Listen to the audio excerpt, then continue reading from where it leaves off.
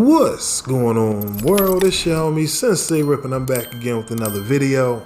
Today we got Mysonne reacting to Gunna being released from jail after he accepted a guilty plea in the YSL RICO case. That's right, y'all. Y'all know how we do. Let's check out this clip in here, what Mysonne has to say. Make sure to leave your thoughts and comments down in the section below. And yeah, let's get right to it. So I'm getting a lot of hits in my DMs and people asking me to comment on this Gunna situation. And first and foremost, I would like to say that the only ends to the streets is death or jail. It's the only outcome. There's no other outcome. You're not gonna retire. You're not gonna get a pension. You're gonna die or go to jail. So if you thinking something else happens being in the streets, you have been misinformed. You have been miseducated. You have been led astray. You have been bamboozled. There's no outcome in the streets but death or jail. Once in a while, somebody slips to the cracks and this and that, but there's no real outcome. There's nothing that comes from it. And this is a classic example. I don't know these brothers' situation. I cannot say anything about their lives and, you know, the accusations and, you know, that they're facing as a trial. But what I can say about this situation, you know, there's multiple ways to look at this. Gunna could have came to a consensus with whoever. You know, all of the people who charged, you know, I don't know. Once again, I'm just giving you a scenario. If there's a understanding that, you know, because these things happen, Gunna might have communicated. His lawyers might have communicated with other lawyers and say, yo, what's the best thing we can do? And they may have come up with the strategy. Thug and everybody else might have said, Gunna got the best chance to go home. You know, let's get him in the streets because we need finances. We need shit to go on. We need people to make sure our families is taken care of. And he got a chance to go home. We not in the same position he is. We don't have the same opportunities to go home. So we okay with you taking that, and we'll deal with that on the back end. That's the reality that could have come, you know. And then there's the reality, because actually, what I will be honest about is his statement does make it clear that they've established this as a gang. So it's not good for anybody. You know, once you establish that there's a gang, it's not a good thing for them. That's not something that is a positive thing.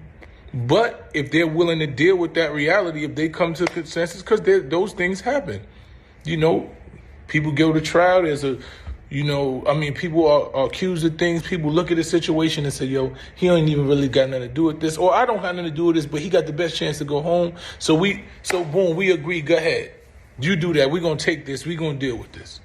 You know, but and like everyone says, establishing that YSL is a gang does not look good for a RICO charge. That's what they have to do. In order for a RICO charge to stick, they have to establish that it's a criminal enterprise. So one person or anybody that's closely knit to anybody who identifies YSL as a gang does not really look good for them.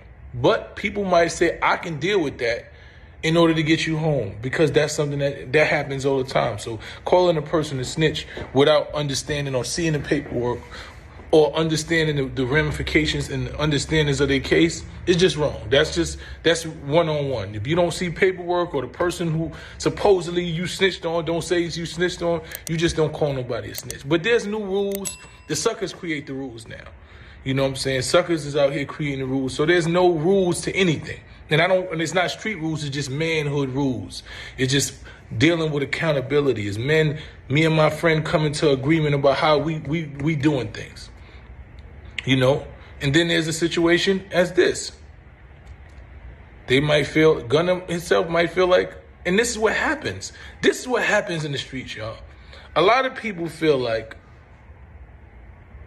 I ain't do all that. You know, I ain't even involved in that. I'm just here on this. I'm just doing that.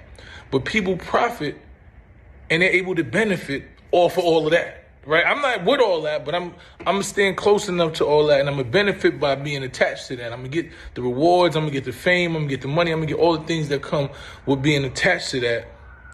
But I'm not with all that.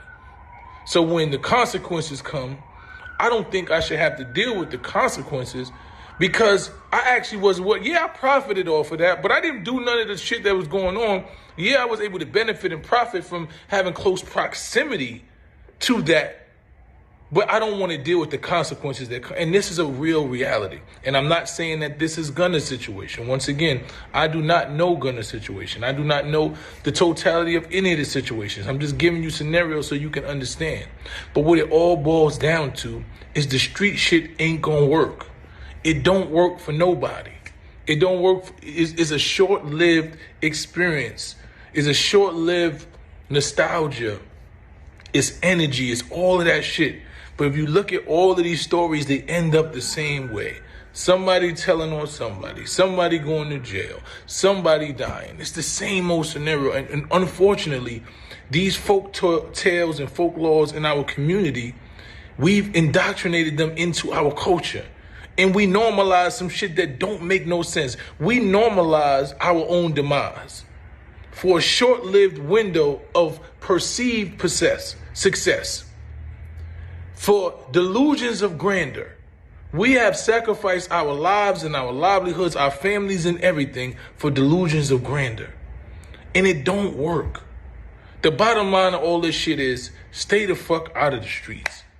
The minute that you can get out, if you in these streets, get out right now. Because the reality, and it's not saying Gunna or anybody, but your best friend will turn on you. They will tell on you. They are envious of you. They will do all type of shit. It's not going to work.